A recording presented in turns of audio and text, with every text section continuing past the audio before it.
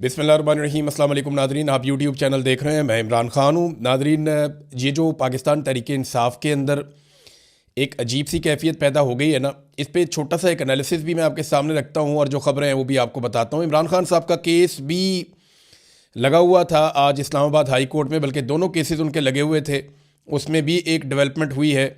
और ये केसेस इस मौके पर दोनों इकट्ठे कैसे लग गए और किस तरीके से ये आगे बढ़ेंगे, ये भी आपको मैं अभी बताता हूँ। और पाकिस्तान एक बड़े अजीबोगरीब सिचुएशन में फंस गया है मौजूदा रजीम के हाथों। उससे पाकिस्तान कैसे निकल सकता है और ये हालात पाकिस्तान को कहाँ ले जाएंगे।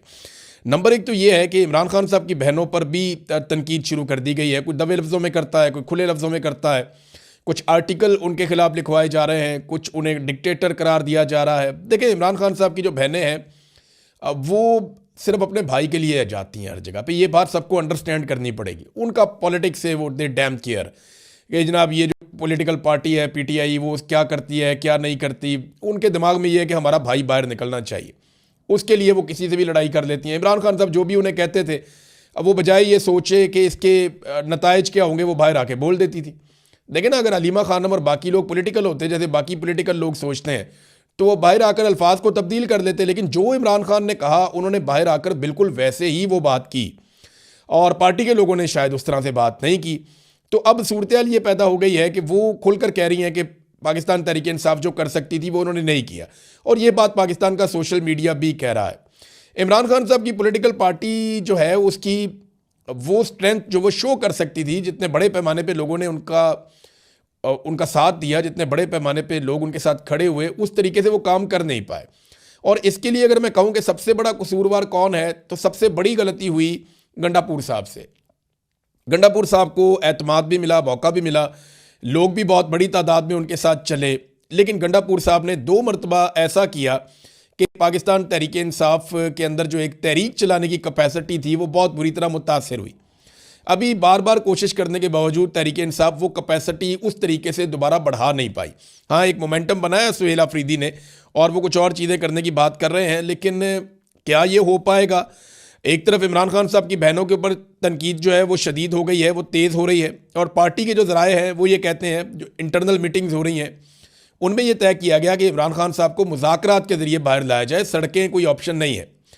अब एक सवाल ये पैदा होता है कि अगर ये मुज़ाकरात करते हैं हुकूमत के साथ, तो किन शराइत के ऊपर मुज़ाकरात करेंगे। देखिए, मुज़ाकरात जब भी करने हैं तो शराइत तो इमरान खान साहब की है, और उनकी जो आखिरी 3-4 शराइत है वो मैं आपके सामने रख देता हूँ। एक, वो पहले ये कहते थे कि आप मैंडेट वापस करें, अब वो ये कहते हैं कि पाकिस्तान में नया इलेक्शन करवाएं। दूसरा, वो ये कहते हैं कि 26 नवंबर और 9 मई के हवाले से आप जुडिशल इंक्वायरी करवाएं, सीसीटीवी फुटेज निकालें और बताएं कि किसने ये कत्लेआम करवाया, इन चीज़ों को आप चेक करें। तो ये इतने सख्त मुतालबात हैं। और एक, वो ये कहते हैं कि जितने लोग बेगुनाह जेलों में कैद हैं उन सब लोगों को रिहा भी किया जाए। फिर वो अदालतों की बात करते हैं, आइन की बात करते हैं। चलें, ये तो बात की चीज़ें हैं, लेकिन इन शराइत के ऊपर क्या हुकूमत मान जाएगी कि फ्री एंड फेयर इलेक्शन करवा दिया जाए? तो मुझे नहीं लगता कि ये हुकूमत फौरी तौर पे इलेक्शन करवाने के मूड में है। इनकी हालत बहुत ख़राब है, ख़ास तौर पे इनका हर फैसला अवाम नापसंद करती है, और ये फैसले भी इसी तरह के, कभी जहाज़ ले लेते हैं, कभी झूले ले लेते हैं, कभी गाड़ियाँ ले लेते हैं। तो ये इससे बाहर नहीं निकल रहे, और ये दावे करते हैं अवाम की खिदमत के, और सिर्फ अपने जलसे जुलूस और तस्वीरें, इसके ऊपर इनकी पूरी पॉलिटिक्स चल रही है। ग्राउंड के ऊपर इन्होंने गरीब आदमी के लिए किसी किस्म का कोई काम नहीं किया। अब इमरान खान की मर्जी कैसे शामिल करवाई जाए? देखें ना, अगर पाकिस्तान तहरीक इंसाफ बातचीत करती है हुकूमत के साथ, तो इमरान खान की मर्जी शामिल करवानी पड़ेगी ना। इमरान खान को कुछ मिलेगा तो इमरान खान साहब कुछ देंगे ना। इमरान खान साहब को क्या मिल सकता है? देखें, जेल से बाहर आने के लिए इमरान खान साहब क्या कुर्बान कर सकते हैं? क्या वो इस हुकूमत को तस्लीम कर सकते हैं अगले 3 सालों के लिए कि यह हुकूमत रहे? तो इसका जवाब है कि ये तो मुझे तो समझ नहीं आ रही कि इमरान खान साहब ये कबूल करेंगे। करना होता वो पहले कर लेते। दूसरी बात यह है कि इमरान खान साहब नए इलेक्शन के मुतालबे से दस्तबरदार हो जाएंगे, ये भी मुश्किल लगता है। क्या इमरान खान साहब अपना सख्त मौक़िफ़ जो है वो उससे पीछे हट जाएंगे? हाँ, ये मुझे लगता है कि इमरान खान साहब अपने मौक़िफ़ में कुछ हद तक नरमी ला सकते हैं, और कुछ अपने आप को एक लिमिट में ले जा सकते हैं कि ठीक है, मैं इससे आगे नहीं जाता और तुम भी इससे आगे मत जाना। तो ये तो अच्छी बात है। अगर इस्टेब्लिशमेंट भी अपने आप को बांध ले और वो ये कहे जी ठीक है हम अपनी हदूद के अंदर जा रहे हैं, तो सियासतदान भी अपनी हदूद के अंदर चले जाएं, ये अच्छी बात है। लेकिन इस वक्त हुकूमत के पास इमरान खान को देने के लिए क्या है? ये है बड़ा सवाल। और जो लोग मुज़ाकरात करना चाहते हैं हुकूमत के साथ, वो इमरान खान को हुकूमत से क्या लेकर दे सकते हैं, ये है दूसरा सवाल। सुहेल अफरीदी साहब जो है ना, वो अच्छा सिस्टम ये बात समझता है कि ख़तरा अब उन्हें पाकिस्तान तहरीक इंसाफ से नहीं है, ख़तरा उन्हें अब इमरान खान की फैमिली से है।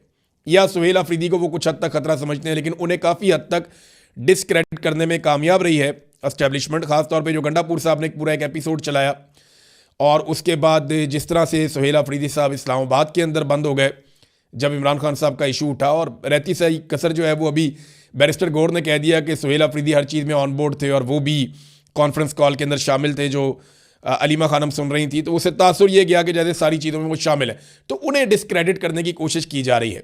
देखिए सुहेल अफरीदी के पास अब बचा क्या है। इमरान खान साहब का जो आखिरी उनके लिए पैगाम था सुहेल अफरीदी के लिए, वो ये था कि स्ट्रीट मूवमेंट की तैयारी करो।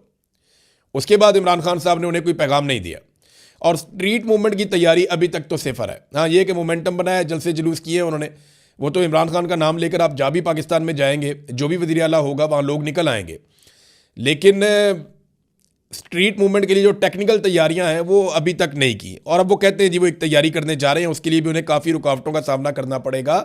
देखिए सुहेल अफरीदी को ये देखना पड़ेगा कि ये जो पुराने तजर्बाकार सियासतदान हैं, ये उनको अपनी तरह का बना लेंगे थोड़े अरसे में, और उनका इमेज भी इनकी तरह का ही बन जाएगा। अब उन्होंने ये सोचना है कि वो इमरान खान के नज़रिए के मुताबिक पब्लिक के साथ खड़े होंगे, या एस्टेब्लिशमेंट के नज़रिए के मुताबिक अपने पुराने और तजर्बाकार सियासतदान साथियों के साथ खड़े होंगे, या इसके बीच में कोई बैलेंस क्रिएट करने की कोशिश करेंगे। ये आपको आहिस्ता आहिस्ता साथ साथ पता चलता जाएगा। अब आ जाए इमरान खान साहब के केसेस की तरफ, तो एक केस जो लगा हुआ था हाई कोर्ट में अलकादर यूनिवर्सिटी वाला, उसमें 11 मार्च की तारीख दे दी गई। अब देखिए कितनी लंबी तारीख दी है, ज़रा इसका अब टाइमलाइन तो चेक करें ना, ये केसेस कब से इमरान खान साहब ने दायर किए हुए हैं और कितनी लंबी लंबी तारीखें दी जाती हैं। ये देखें जनाब, ये इमरान खान साहब के खिलाफ जो फैसला है वो आया था 17 जनवरी को पिछले साल, और उसके बाद 15 मई को जनाब मुकर्रर किया गया अपील के लिए, फिर जनाब नोटिस कर दिए गए, फिर 5 जून को नैब ने मज़ीद वक़्त मांग लिया, फिर 11 जून को जो बेंच था वो दस्तयाब ही नहीं था, फिर 26 जून को नैब के नए प्रोसिक्यूटर ने 4 हफ्ते का वक़्त मांग लिया था, फिर 26 सितंबर तक ये केस नहीं लगा, फिर प्रोसिक्यूटर की तबीयत ख़राब हो गई, फिर 16 अक्टूबर को बेंच ही दस्तयाब नहीं था कि जनाब केस नहीं लग सकता अब, फिर 4 नवंबर को बुशरा बीबी ने दरख्वास्त दायर की, वो आज तक लगी नहीं, फिर 14 फरवरी को इन्होंने कहा जी कि जल्द समाअत हमारी की जाए, दरख्वास्त दायर की गई, और जनाब ये आज के दिन के लिए मुकर्रर थी, और अब 11 मार्च दोबारा दे दी गई है। दूसरा जो मामला है उसके अंदर एतराज़ात लगा दिए गए हाई कोर्ट में रजिस्ट्रार की। एतराज़ क्या है जी, ये ज़ेर ज़बर की गलती है, ये नुक्ता यहाँ क्यों नहीं लगा, ये चीज़ यहाँ क्यों नहीं लिखी, ये ऊपर आपने फ्लैग क्यों नहीं लगाए हुए, जो बड़े अजीबोगरीब किस्म के एतराज़ात लगा दिए गए जो नॉर्मली इस किस्म के केसेस में नहीं लगाए जाते। इसके ऊपर बात भी हुई अदालत के अंदर, लेकिन जज साहब जो वहाँ पे थे उन्होंने कहा नहीं जी आप इसको दूर कर ले, एक हफ्ते का टाइम मेरे ख्याल में वहाँ पे भी दे दिया है। तो ये सिर्फ ट्रक की बत्ती है और कुछ नहीं है जो बज़ाहिर मुझे दिखाई देता है। इन केसेस में ऐसे इमरान खान साहब को छोड़ दिया जाएगा, मुझे नहीं लगता। मुझे ये लगता है कि शायद ये एक उम्मीद पैदा कर देते हैं, जब भी कभी कोई तहरीक चलने वाली होती है या पाकिस्तान तहरीक इंसाफ कोई मोमेंटम अवामी बनाने की कोशिश करती है, तो ये एक उम्मीद पैदा करते हैं, कभी मुज़ाकरात शुरू कर देते हैं, कभी ये अदालतों के अंदर थोड़ा सा हिलजुल पैदा कर देते हैं, ताकि अगर कोई तहरीक चलनी है तो वो तहरीक ना चल पाए। ये ऐसा दिखाई देता है। अब तक के लिए इतनी, अपना ख्याल रखिएगा, अपने चैनल का भी। अल्लाह हाफ़िज़।